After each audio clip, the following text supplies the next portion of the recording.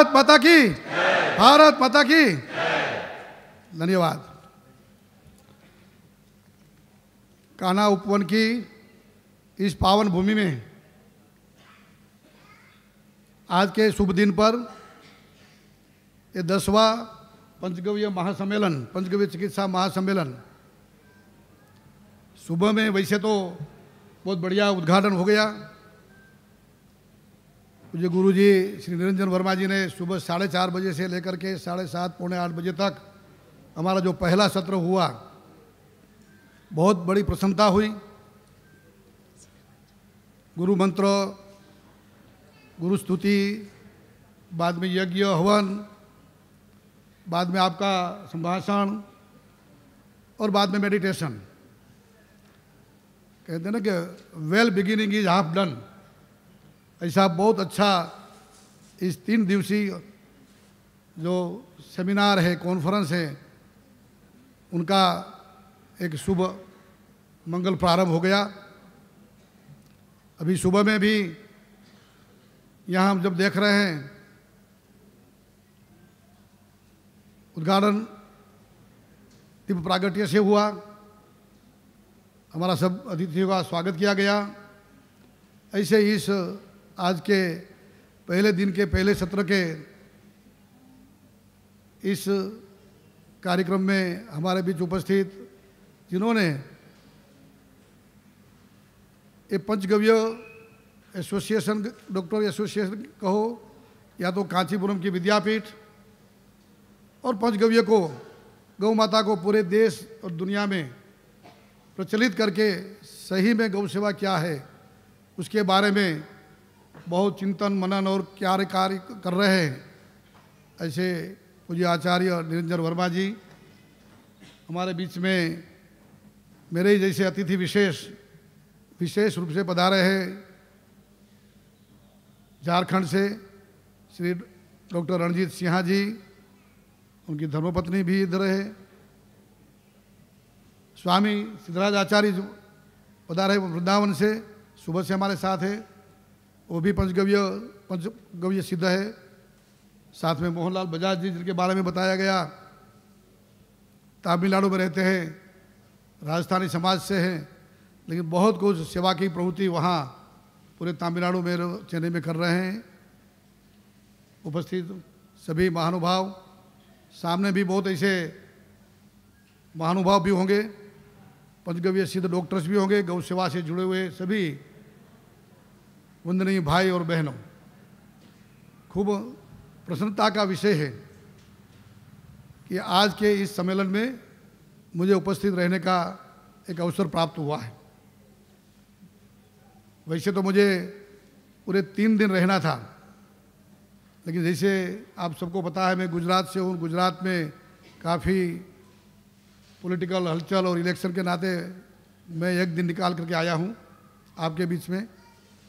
मैं भी थोड़ा सीखूँगा, सबसे परिचय होगा। मैं सर्वप्रथम तो अपने राजीव दीक्षित को अभी श्रद्धांजलि दी, उनकी दिव्य चेतना को वंदन करता हूँ।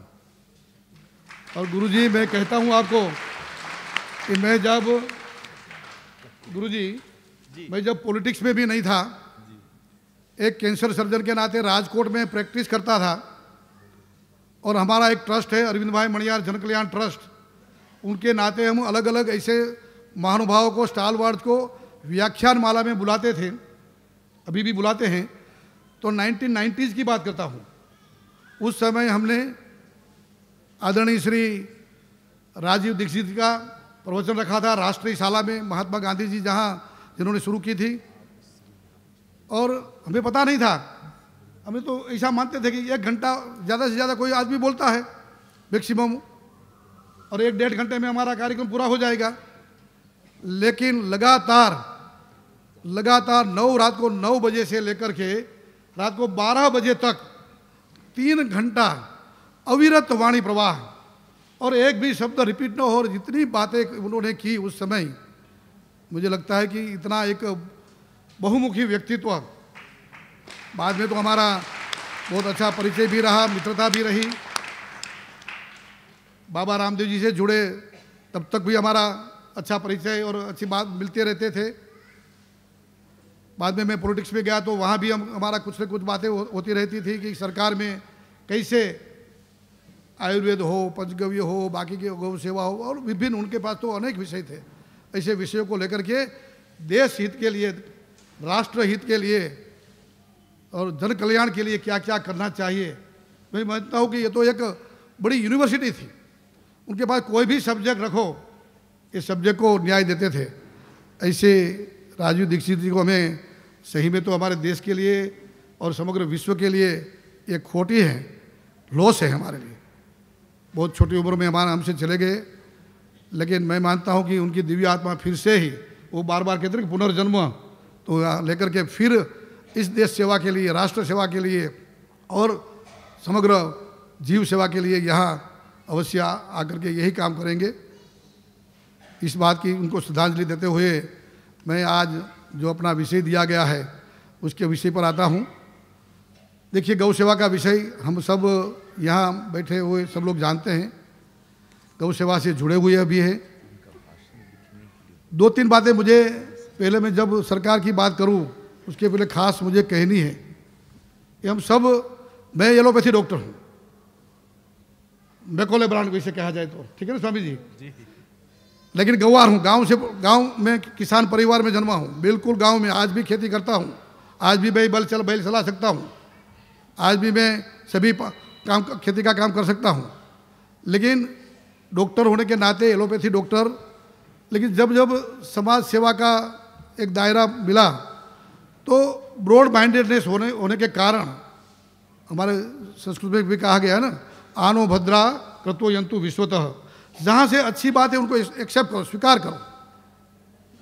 तो आयुर्वेद हो, होम्योपैथी हो और कोई भी पथी हो, इवन मेडिटेशन आज सुबह में किया तो मेडिटेशन की भी कितनी भी अलग अलग पद्धतियाँ हैं, उसमें मैं सब जा करके मैंने कोई ना कोई चिंतन मनन एक्सपीरियंस किया। और इसलिए मैं एक डॉक्टर के नाते ये कह सकता हूँ कि हमें पंचगव्य सिद्ध होने के बावजूद भी, जैसे कोई एलोपैथी डॉक्टर अहंकार से कहता है कि हमारी पथी बेस्ट है, आयुर्वेद वाले डॉक्टर कहते हैं कि हम ही श्रेष्ठ हैं। लेकिन आज का ज़माना 21वीं सदी में साइंस एंड टेक्नोलॉजी का ज़माना है, तब मैं एक निष्कर्ष पर आया हूं कि अभी आने वाले दिन सेंचुरी इंटीग्रेटेड मेडिसिन की आने वाली है, जहां जो भी अच्छा है साइंस एंड टेक्नोलॉजी में, आज जो इन्वेस्टिगेशन, लेबोरेटरी से x-ray, sonography, MRI, CT scan, बाकी की जो चिकित्सा पद्धति में एडवांसमेंट हुआ है उनका भी हमें एक्सेप्टेंस करना है। और हमारी जो हेरिटेज है, हमारे जो शास्त्रों में, हमारे ग्रंथों में, हमारी संस्कृति में जो छुपा है उनको भी उजागर करना है, उनको भी बाहर लाना है। लेकिन आज के ज़माने के अनुसार, इन प्रेजेंट कॉन्टेक्स्ट, ये हमें करना पड़ेगा। एंड ये करने के लिए we have to change the mind set of people, खास करके बड़े बड़े साइंटिस्टों का, विद्वानों का, बड़े बड़े हमारे जैसे पढ़े हुए एलोपैथी या तो मैकोले ब्रांड लोगों का चेंज करना पड़ेगा, क्योंकि ये बहुत ज़रूरी है। और ऐसे समय हमें भी ध्यान रखना है, क्योंकि मैं तो पिछले 13 साल से गौ सेवा में जुड़ा हूँ। मैं डॉक्टर होने के नाते काफ़ी सोशल वर्क करता था, गौ सेवा MP था, मिनिस्टर था, उस समय गौ सेवा को इतना समझता नहीं था। लेकिन जो भारतीय संस्कृति, हिंदुत्व के नाते जितना भी गाय के बारे में एक श्रद्धा, विश्वास ऐसा था कि हाँ ठीक है, तो कहीं कहीं ग्रांट दे देते थे, गौशाला को मदद कर देते थे, गौ पूजन भी कर देते थे, गौ सेवा भी छोटी मोटी कर देते थे।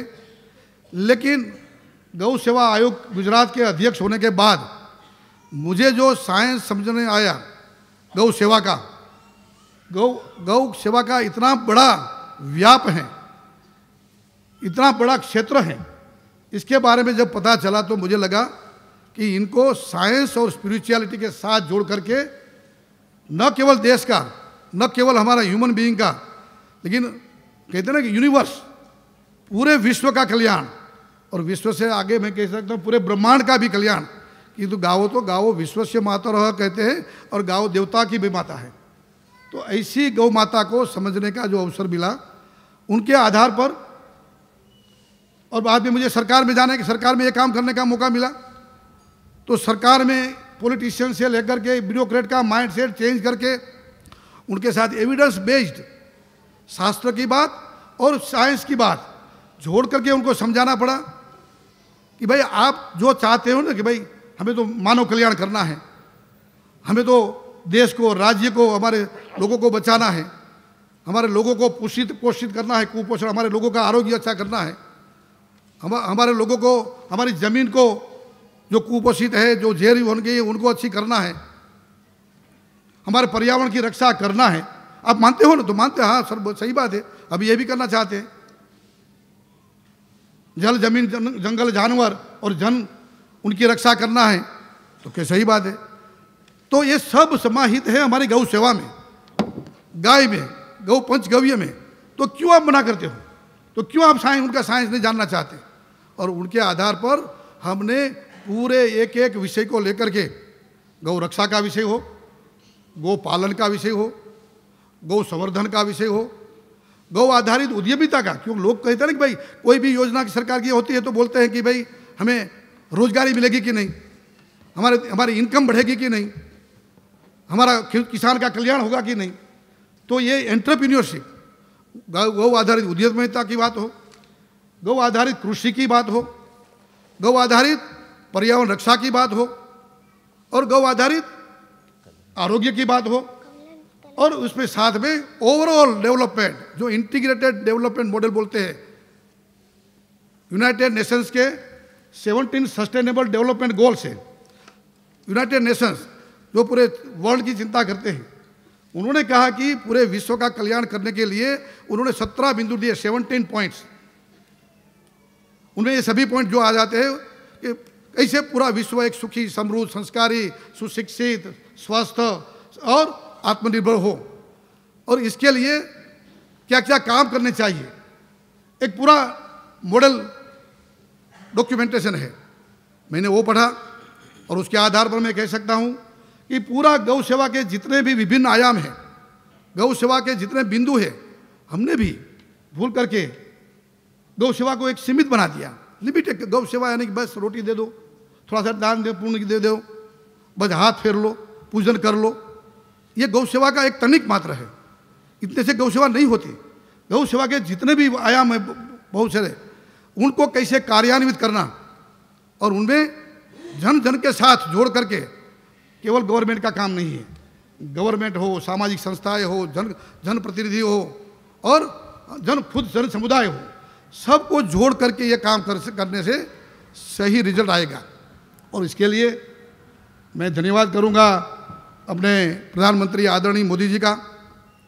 मैं मिनिस्टर रहा भारत सरकार में, एमपी था, बाद में मुझे कहा कि नहीं, आप उस समय वो गुजरात के चीफ मिनिस्टर थे, अब आपको मुझे कहा कि आपको लोकसभा लड़ना नहीं है, गुजरात में आकर के गौ सेवा आयोग के अध्यक्ष के नाते काम करना है। और मुझे गौ सेवा आयोग गुजरात का अध्यक्ष बनाया।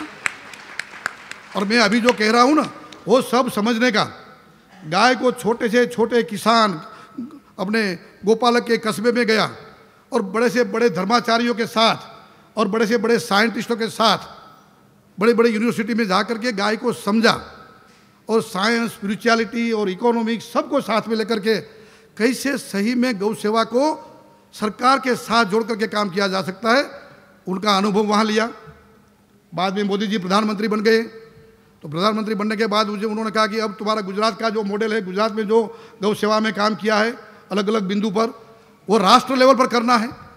और राष्ट्रीय कामधेनु आयोग की वहाँ स्थापना की भारत सरकार ने, और उनका पहला अध्यक्ष मुझे बनाया कि गौ सेवा के जितने भी विभिन्न बिंदु हैं, मैं आपको केवल ये अंगुली निर्देश करूँगा।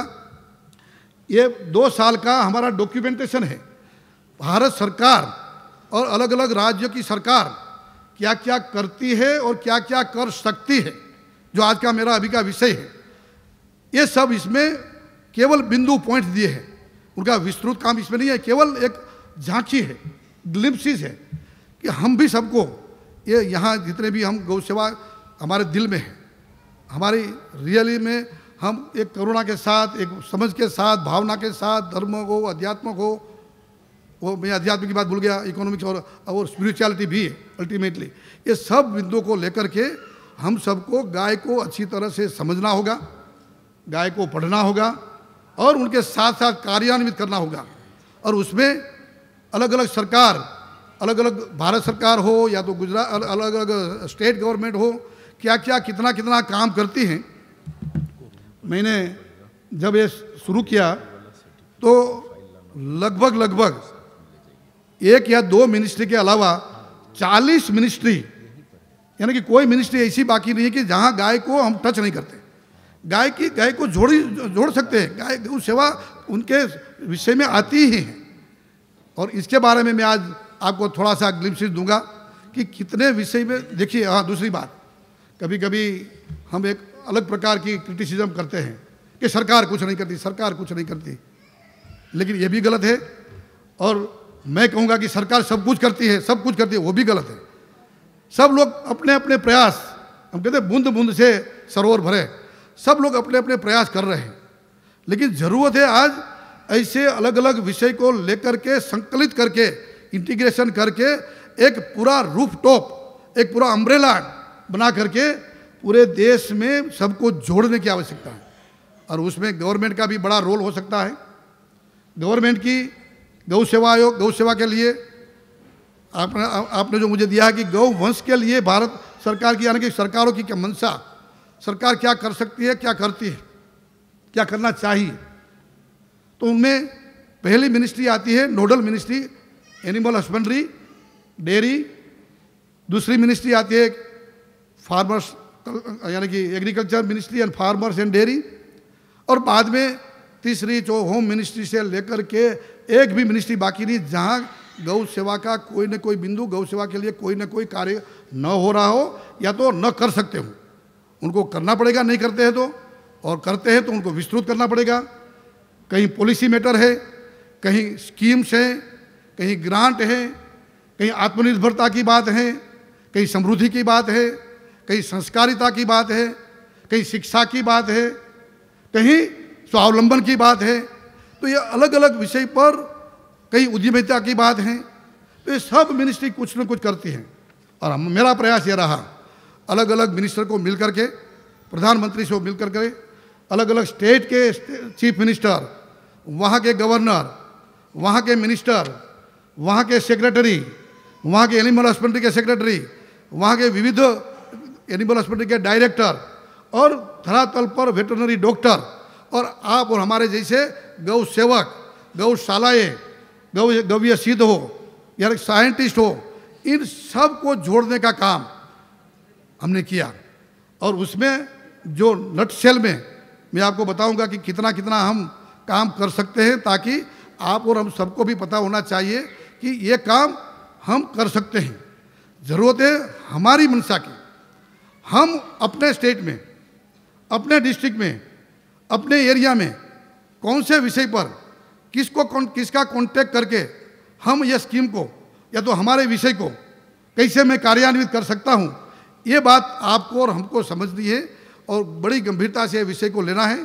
मैं चाहता हूँ कि यदि आप नोटबुक लाए हैं, बॉल पेन रखते हैं, तो बिंदु लिखते भी जाइए ताकि याद रखने की और माइंड कंसंट्रेशन करने में भी ठीक रहेगा। अब नहीं तो माइंड कहीं अलग चला जाता है, दूसरा सोचने लगते हैं और यहाँ के बिंदु भूल जाते हैं।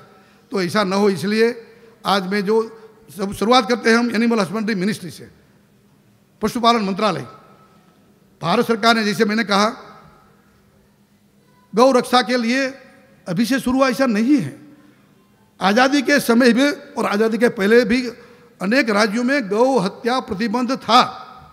आज़ादी के बाद भी आज 18 राज्यों में गौ हत्या प्रतिबंध है।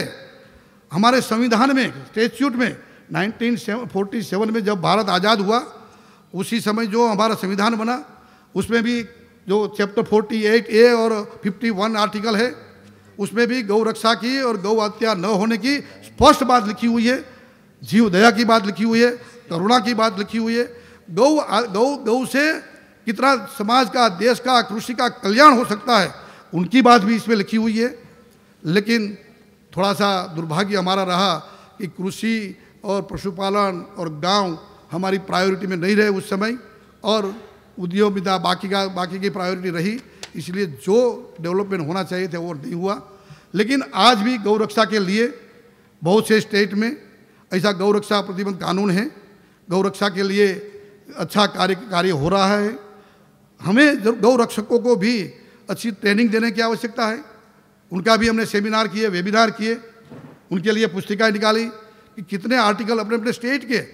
आप मानोगे कश्मीर में भी आज गौ हत्या 100% गौ हत्या प्रतिबंध है, जम्मू कश्मीर में, किसको पता है? तो यही बात है कि इतना होने के बावजूद भी हमें कैसे उनका उपयोग करके हमारे एरिया में गौ रक्षा का काम ऐसी टीम को सौंपा जाए।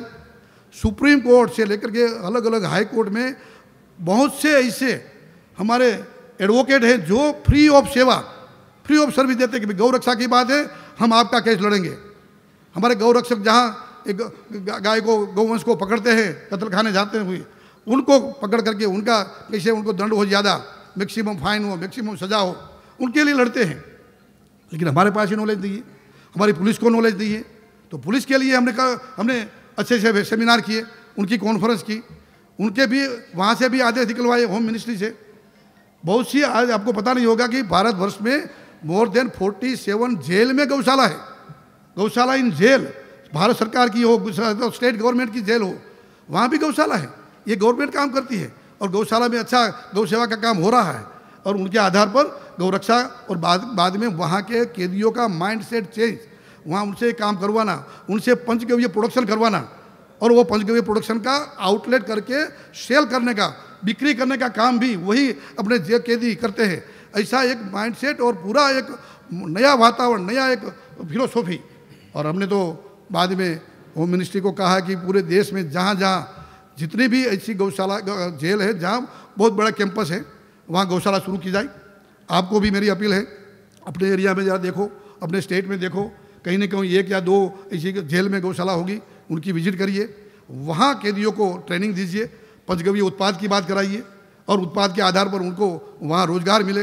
और वो मैं तो खुद मैं गया था बाद में, जो गौशाला शुरू कराई मेरे राजकोट में, तो वहाँ से जो कैदी रिहा हुए, उनकी टर्म पूरी हो गई जेल की, तो अपने गांव में जाकर के खुद गाय रखी, गौशाला बनाई, प्राकृतिक कृषि करने लगे और अच्छी आमदनी करने लगे। और एक अच्छा जो क्रिमिनल माइंडेड था, वो एक अच्छा सज्जन व्यक्ति के रूप में, एक उम्दा व्यक्ति के रूप में, एक कहते ना मानस परिवर्तन हो गया उनका गौ सेवा करते करते। ये रिजल्ट हमने देखे। तो भारत सरकार या तो अलग अलग सरकार ये भी काम करती हैं। ये होम मिनिस्ट्री की बात हुई, एनिमल हस्बेंड्री की मिनिस्ट्री, जैसे मैंने कहा कि राष्ट्रीय कामधेनु आयोग की स्थापना करके ये विविध बिंदुओं को, अलग अलग मिनिस्ट्री को कैसे काम करवाना, ये काम भारत सरकार कर रही है। उसके पहले राष्ट्रीय कामधेनु मिशन बना था, राष्ट्रीय गोकुल मिशन 2014 में, जब मोदी जी पहले आए। गोकुल मिशन में भी अपनी भारत सरकार की जो इसमें बहुत बढ़िया दिया है, लगभग 67 ब्रीड है अपने देश की गौ की प्रजाति। जैसे यहाँ की आपकी है अपनी क्या है यहाँ की ब्रीड, आंध्र की ओंगल है, नहीं ओंगोल है ना। तो ऐसी 67 ब्रीड है। वो ब्रीड को कैसे कंजर्व करें, वो ब्रीड का कैसे डेवलपमेंट हो, वो ब्रीड का मिल्क इम्प्रूवमेंट कैसे हो, इसके लिए पूरा जेनेटिक साइंस, और मैं कहूँगा कि बायोटेक्नोलॉजी और साइंस मिनिस्ट्री ने पूरा एक सूत्रा पैक SUTRAPIC करके एक योजना बनाई। और उसमें रिसर्च के लिए, ग्रांट के लिए आप आगे आइए तो सरकार 50 लाख से लेकर के 2 करोड़ तक की ग्रांट देती है, भारत सरकार देती है कि भाई आप कोई गाय के बारे में रिसर्च करेंगे, कोई पंचगव्य के बारे में रिसर्च करेंगे, कोई बायोफ्यूल काउ डंग से बारे में रिसर्च करेंगे, काउ यूरिन से कोई रिसर्च करेंगे, काउ मिल्क, काउ कर्ड के लिए, कोई हेल्थ के लिए, मेडिसिन के लिए रिसर्च करेंगे, कोई योजना बनाएंगे, उनके लिए पैसा मिलता है। तो ये पूरा, जैसे मैंने कहा कि राष्ट्रीय गोकुल मिशन के दायरे में आता है और भारत सरकार उनमें फंड देती है। अभी थोड़े समय पहले वही भारत सरकार के एनिमल हस्बेंड्री डिपार्टमेंट ने पूरा एक स्कीम बनाई है, animal husbandry infrastructure development scheme, animal husbandry infrastructure development scheme.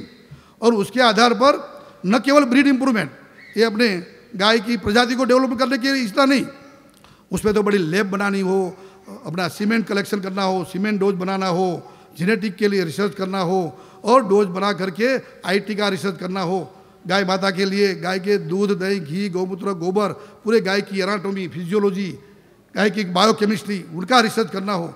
क्योंकि आज जो देखिए, मैं एलोपैथी डॉक्टरों के लिए थोड़ी क्रिटिसाइज भी करूँगा कि हम मानते हैं एविडेंस को, हम बोलते हैं कि भाई 5-क्लोरोइथिलीन तो हम मान लेंगे, लेकिन आप कोई बोलोगे कि भाई ये तो अपने इस फूल से निकाला हुआ थोड़ा सा एक्सट्रैक्ट और कहे तो हम नहीं मानेंगे, क्योंकि आपकी क्रूड मेथड है, हमारी मेथड एकदम साइंटिफिक परफेक्ट मेथड है।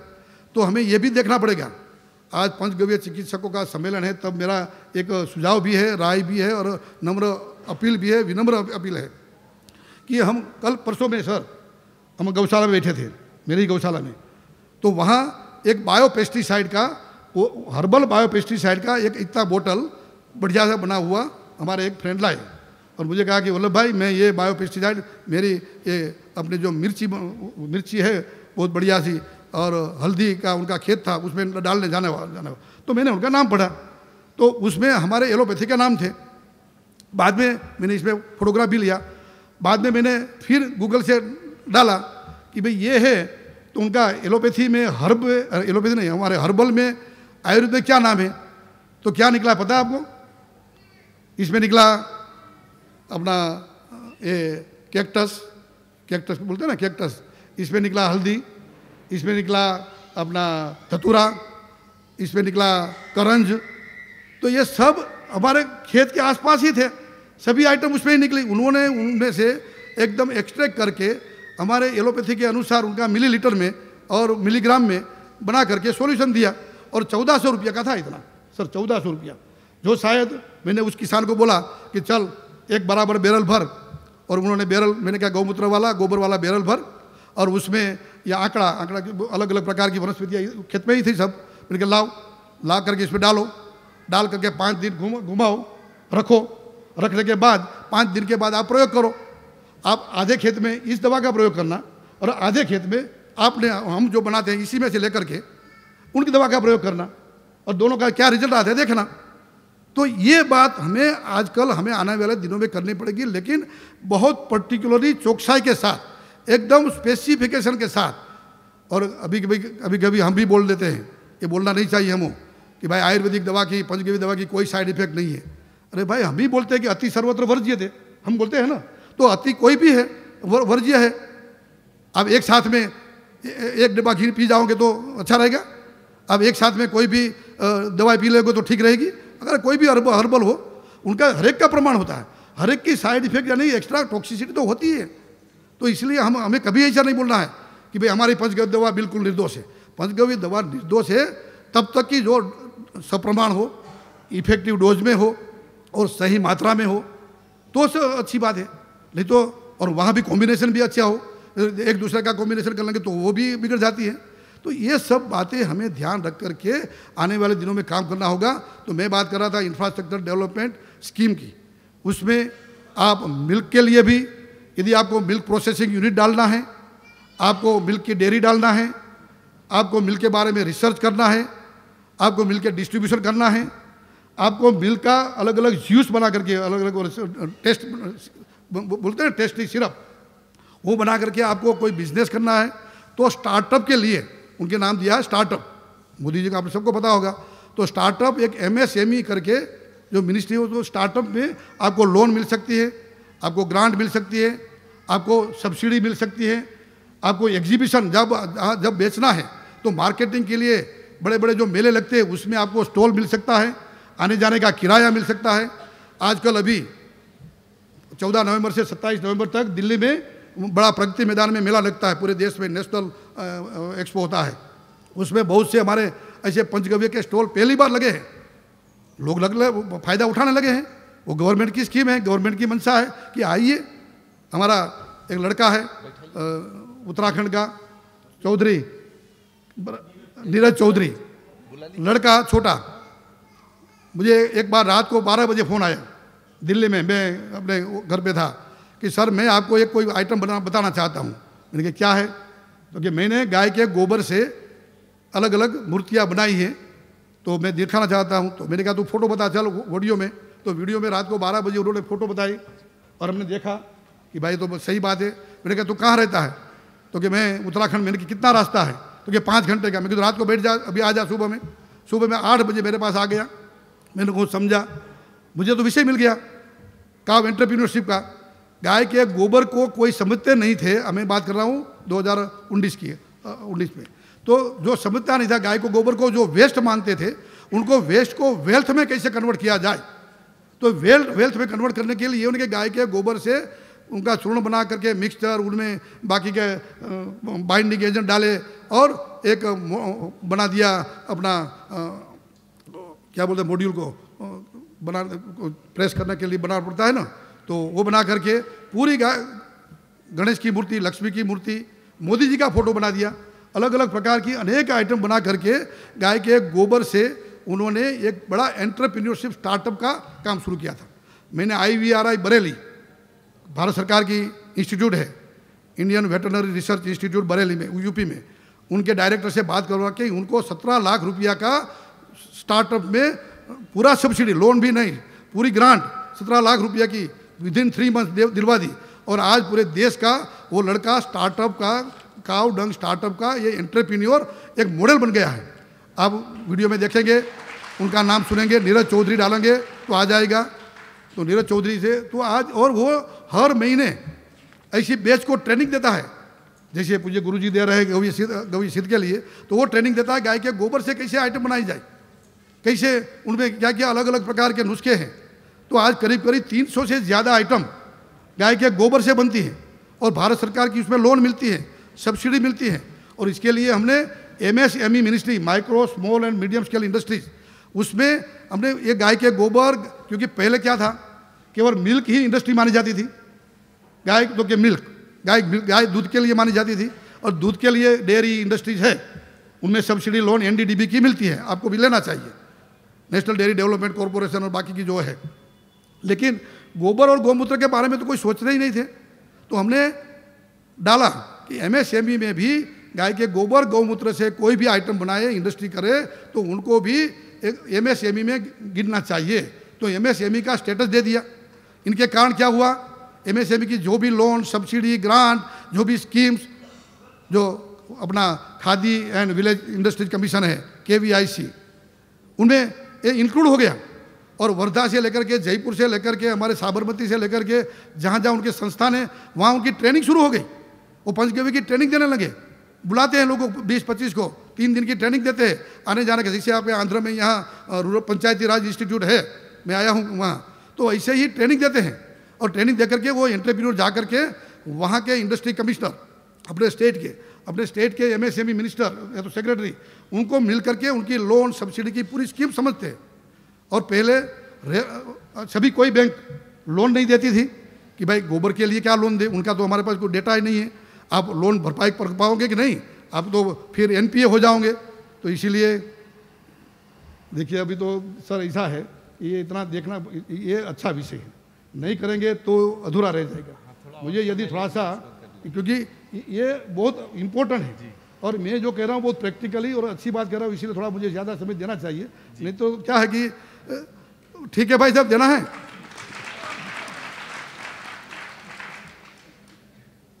तो मैं गोबर की और गौमूत्र की बात कर रहा था। तो रिजर्व बैंक ऑफ इंडिया में हमने एडमिट करवा दिया, उनकी गाइडलाइन में दिला दिया कि भाई गाय केवल दूध के कारण गाय के लिए लोन लेनी है, गौशाला के लिए आपको। तो पहले केवल जर्सी गाय के लिए लोन देते थे। हमने कहा भाई क्यों जर्सी गाय, क्यों SF गाय, क्यों हमारी भारतीय गाय नहीं, तो कि वो वायबल नहीं है, केवल दूध से तो 2-3 लीटर दूध देता है, तो वो बैंक की लोन हमारी भरपाई नहीं कर पाएगा। तो हमने कहा नहीं, ऐसा नहीं है, गाय केवल दूध के लिए नहीं है, गाय दूध, गोबर, गौमूत्र और गाय की वंश।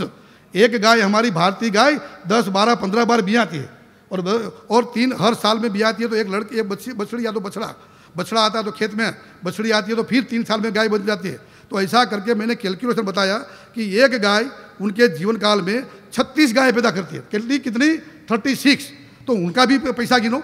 ऐसा गिनवा करके हमने उनको कन्विंस कराया, गाय के गौमूत्र, गोबर का कैलकुलेशन, उनके आधार पर कैसे इंडस्ट्री बनेगी, उनका कैसा रेवेन्यू आएगा। तो उनको मानना पड़ा कि भाई ठीक है। तो इसीलिए उन्होंने, अब रिजर्व बैंक ऑफ इंडिया ने पंचगव्य प्रोडक्शन को भी लोन और सब्सिडी के लायक बैंक वाले कोई ना नहीं बोल पाएंगे आपको। आप कभी भी कोई बैंक पास जाओ और कॉल बोलो कि मैंने ये गाय के गोमूत्र से ये दवाई बनाई है, ये बायो पेस्टिसाइड बनाया है, ये बायोफ्यूल बनाया है, मुझे लोन सब्सिडी चाहिए, तो आपकी स्कीम के अनुसार दो। कोई बैंक ना नहीं बोल पाएगी, क्योंकि रिजर्व बैंक ऑफ इंडिया की प्रायोरिटी सेक्टर में गाइडलाइन में है। तो ये काम सरकार ने किया अभी। तो इसके आधार पर आप गोबर का भी, पहले बायोगैस कहीं कहीं स्कैटर्ड बनते थे, बायोगैस बनाते थे, लेकिन अब बायोगैस, सीएनजी, इलेक्ट्रिसिटी और पूरा आप 1 या 2 मेट्रिक टन का बनाओ या 100 मेट्रिक टन का बड़ा प्लांट बनाओ, आप उनमें से सीएनजी बनाओ, इलेक्ट्रिसिटी बनाओ, या तो बायो फर्टिलाइजर बनाओ, या तो गोमूत्र और गोबर इकट्ठा करके बायो पेस्टिसाइड का जमाना आने वाला है अभी। तो बायो पेस्टिसाइड और बायो फर्टिलाइजर को भी आज भारत सरकार ने ऑफिशियली गोबर धन योजना में, आप जाएंगे गूगल में या तो सरकार की कोई वेबसाइट में, गोबर धन योजना में आपको लोन सब्सिडी मिल सकती है। आप कितना बिजनेस करना चाहते हैं, आप केवल स्मॉल स्केल में 10-20 लाख का करना चाहते हैं, कि आप 10-20 करोड़ का करना चाहते हैं, कि आप 100 करोड़ का करना चाहते हैं, उनके आधार पर आपको लोन सब्सिडी ग्रांट मिलेगी। और अभी ये पूरी स्कीम 5 मिनिस्ट्री ने इकट्ठी करके वेस्ट टू वेल्थ, यानी कि गोबर से जो गोधन बोलते हैं ना, तो गोबर से गोल्ड, ये गोल्ड वाली स्कीम अभी बनी है, उनका भी फायदा हमें उठाना चाहिए। तो केमिकल एंड फर्टिलाइजर मिनिस्ट्री का, एनिमल हस्बेंड्री मिनिस्ट्री की बात हुई, एमएसएमई मिनिस्ट्री की बात हुई। आज जितने भी हमारे आउटलेट हैं, एक केवीआईसी के हो, स्किल डेवलपमेंट के हो, अपने अपने स्टेट के इंडस्ट्रीज, बहुत से कहीं के आउटलेट है, कहीं के हाट चलते हैं, कहीं के छोटे छोटे महिलाओं को, हमारी बहनें, उनके जो स्वयं सहायता ग्रुप है, सेल्फ हेल्प ग्रुप, उनको भी लोन सब्सिडी ग्रांट, इसके आधार पर गौमूत्र से आइटम बनाओ, गोबर से आइटम बनाओ। मैं आइटम का नाम नहीं बोलता क्योंकि ये सब आपको पता है। गव्य चिकित्सा के लिए आप आइटम बनाओ, आप मेडिसिन बनाओ, उनके लिए आपको, हाँ, उसके लिए सर्टिफिकेशन लेना होगा, उनके लिए स्टैंडर्डाइजेशन प्रमाण पत्र लेना पड़ेगा। क्योंकि नहीं तो क्या, आजकल अभी मुझे पता चला कि बायो फर्टिलाइजर में लोग मिक्स करने लगे रेती, धूल, ऐसा करके। ये तो नहीं चलेगा अपने देश में। हमारे देश की ये भी एक बड़ी कठिनाई है कि लोग झूठ जल्दी करने लगते हैं और हमारी गौ चिकित्सा को, हमारी गौ सेवा को और हमारी पूरे गौ सेवा को बदनाम करते हैं। इससे भी हमें सावधान रहना पड़ेगा और सावधान लोगों को रखना पड़ेगा। ये सब बातें हमें इसलिए करनी है कि आज एक एक मिनिस्ट्री, अब मैं शॉर्ट एंड स्वीट में थोड़ा सा जाऊंगा कि वीमेन एंड चाइल्ड डेवलपमेंट की बात कर ली, IT ministry, information development broadcast ministry, आप कोई भी चैनल खोलिए, किसान चैनल खोलिए, आप कोई भी शाम को महिला का या तो युवाओं का 1 घंटे का प्रोग्राम देखिए, कहीं ना कहीं गाय के बारे में वहाँ कोई ना कोई अच्छी स्टोरी, पॉजिटिव स्टोरी, ये सक्सेस स्टोरी आपको दिखाई देगी। उनकी अच्छी तरह से कैसे अच्छे अच्छे लोग स्टार्टअप करते हैं और पूरा उनके लिए सरकार की क्या स्कीम है, वो कोई ना कोई अपने दूरदर्शन से लेकर के, किसान चैनल से लेकर के उसमें आता है। और बाद में आपको भी जाना चाहिए इंटरव्यू में, ये भी एक सरकार की सेवा है। सरकार बुलाती है अच्छे अच्छे लोगों को कि आइए नीरज, आप अपना बताइए क्या एक्सपीरियंस रहा, कैसे आप गौ सेवा में जुड़े और गौ सेवा के माध्यम से क्या आपने कल्याण किया गौ सेवा के या तो मनुष्य का। तो ये सब बातें हमें आईटी मिनिस्ट्री और information development ministry, health ministry, मैंने कहा ना हेल्थ मिनिस्ट्री और आयुष मिनिस्ट्री, आयुष मिनिस्ट्री में, आयुष में आयुर्वेद, होम्योपैथी, बाकी की जो सिद्धा, यूनानी सब है, पंचगव्य भी एडेड कर दिया है।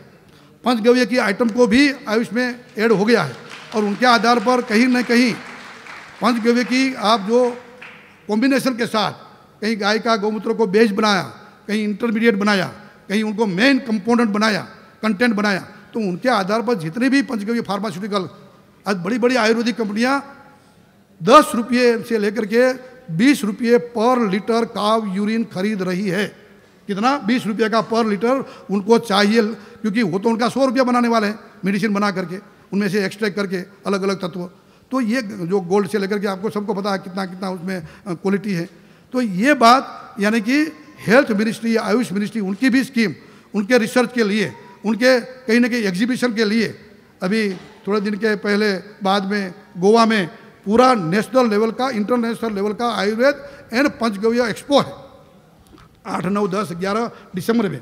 उसमें पूछा, जिसे आपने अभी निकाला, पंचगव्य आयुर्वेद और पशु चिकित्सा, उनका पूरा एक दिन का सेशन है कि पंचगव्य में से कैसे पशु चिकित्सा, जो आपने अभी ये बुक निकाली वैसे ही कि उनके अच्छे अच्छे जहाँ जहाँ रिसर्च हुए हैं उनके पेपर्स पढ़े जाएंगे, उनका डिस्कशन होगा और उनके आधार पर ट्रीटमेंट का प्लानिंग होगा कि अपनी गौ माता को हर्बल मेडिसिन से, अपने घर के नुस्खे से, अपने गाय के वही, मैं तो मेरी गौशाला में अपनी गाय को देखता हूँ ना, ये एक गाय जब यूरिनेशन करती है तो दूसरी गाय वो पीने लगती है, दूसरी गाय वही गौमूत्र पी जाती है थोड़ा सा, तो ऑटोमेटिकली उनकी इम्यूनिटी बढ़ जाती है, ऑटोमेटिकली उनका स्वास्थ्य अच्छा रहता है। तो ये गौमूत्रों का कितना क्वालिटी वाला काम है, इन सब को कैसे हम अच्छी तरह से संकलित करके, इंटीग्रेशन करके, स्टैंडर्डाइजेशन करके और वेरिफिकेशन और रिसर्च ट्रायल में प्रूव करके बताना पड़ेगा।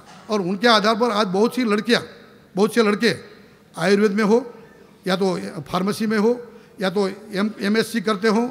अरे हमारे एक साध्वी जी तो MA किया है, वो आज गाय के अलग अलग विषय पर रिसर्च कर रहे हैं, रिसर्च पेपर बार तैयार कर रहे हैं और उनको सरकार की कहीं ना कहीं लोन और सब्सिडी मिलती है, 1 लाख रुपया, 2 लाख रुपया, 5 लाख रुपया कि भाई आप ये रिसर्च करो।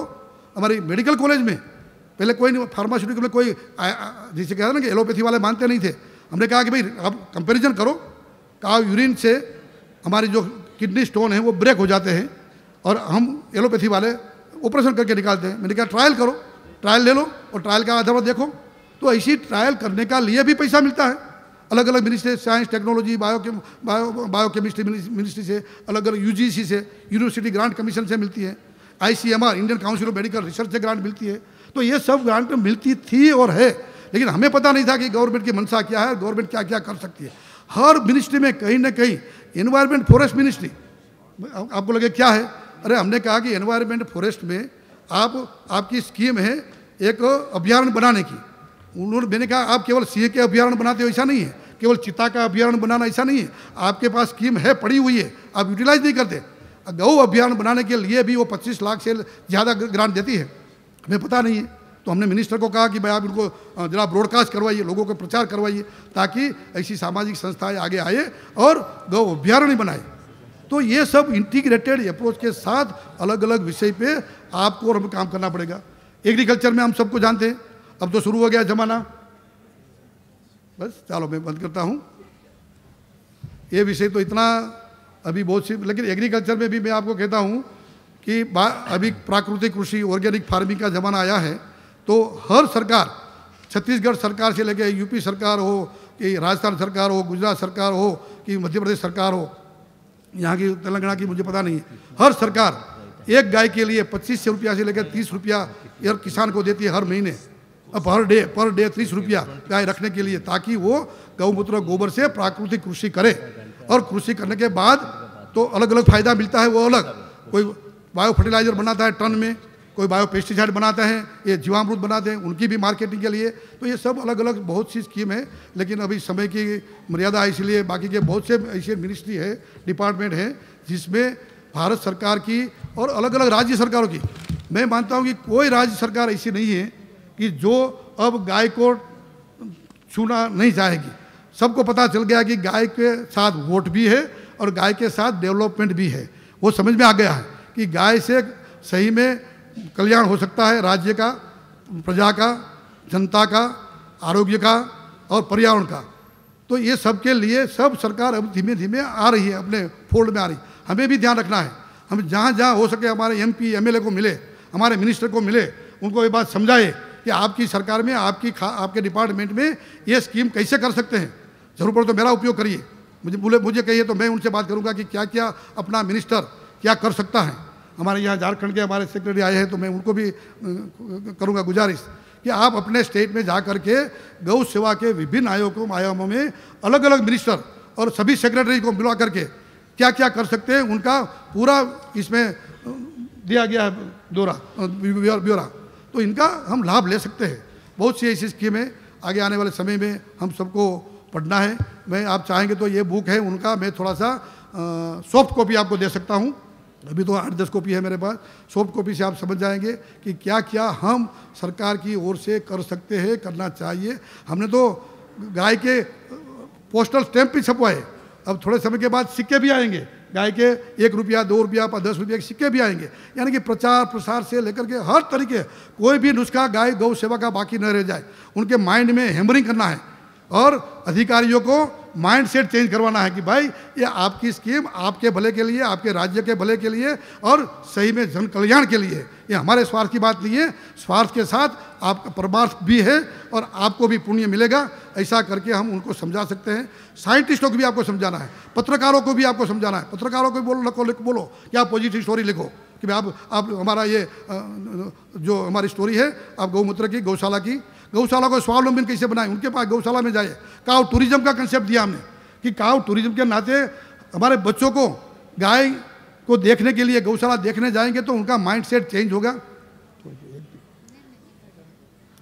तो क्योंकि बच्चों को बचपन से ही उनका माइंड सेट चेंज करना है, उनको पता चलना चाहिए कि गौ संस्कृति क्या है, गाय की उपयोगिता क्या है। और इसलिए कॉलेजेस में हमने कामधेनु चेयर, कामधेनु पीठ, कामधेनु गौ कृषि विद्या केंद्र ऐसे शुरू करवाए हैं ताकि एनएसएस और एनसी की तरह बच्चे जो कॉलेज में पढ़ते हैं, यूनिवर्सिटी में पढ़ते हैं, वो भी गाय के बारे में कुछ जाने, उनकी एग्जाम ली जाए, उनके एग्जीबिशन हो, उनकी वक्तृत्व स्पर्धा हो, उनका ऐसे कंपटीशन हो, उनकी कोई गौशाला में टूरिंग हो, उनमें कोई रिसर्च करे, कोई व्याख्यानमाला योजे। ये सब काम बच्चों का, कॉलेजियन बच्चों का माइंड सेट चेंज करने के लिए ऐसी कामधेनु पीठ की स्थापना। और नई पॉलिसी में, नई एजुकेशन पॉलिसी जो आई है अभी, उसमें गाय के पाठ, पहले गाय का ग बोला जाता था, अभी निकल गया तो फिर से शुरू करेंगे। और इतिहास के, भूगोल के, विज्ञान के, पर्यावरण के, कृषि के, आरोग्य के अलग अलग कविताएं, पाठ, कई स्टोरी, कई इतिहास, एक अलग अलग हमने पाठ्यक्रम में घुसाने का प्रयास किया कि गाय के बारे में फर्स्ट स्टैंडर्ड में क्या पढ़ाया जाए, सेकंड में क्या पढ़ाया जाए, 8वीं कक्षा में क्या पढ़ाया जाए, कॉलेज में क्या पढ़ाया जाए। तो ये सब बातें हमने धीमे धीमे इंट्रोड्यूस करना शुरू कर दिया है और सरकार भी आज उसमें बहुत पॉजिटिव है। कोई भी सरकार हो, सबको काम करना है और इसमें हमें सपोर्ट करना है, सबको हमें उनको गाइड करना है। हमारा मकसद सबका ये है कि अल्टीमेटली गौ रक्षा, गौ के आधार पर विश्व कल्याण, ये हमारा मोटो है। और गौ सेवा हमारा जन्मसिद्ध अधिकार है, उनको हम करके रहे, यही प्रार्थना के साथ मैं आप सबको वंदन करता हूँ। आप सबका बहुत बहुत आभार, मुझे यहाँ आकर के ये विषय लेने के लिए जो बोलने का मौका दिया, उनके लिए आचार्य परम आदरणीय गुरु जी का भी वंदन करता हूँ, धन्यवाद करता हूँ। बहुत बहुत धन्यवाद। भारत माता की जय, गौ माता की जय, वंदे गौ मातरम, वंदे गौ मातरम।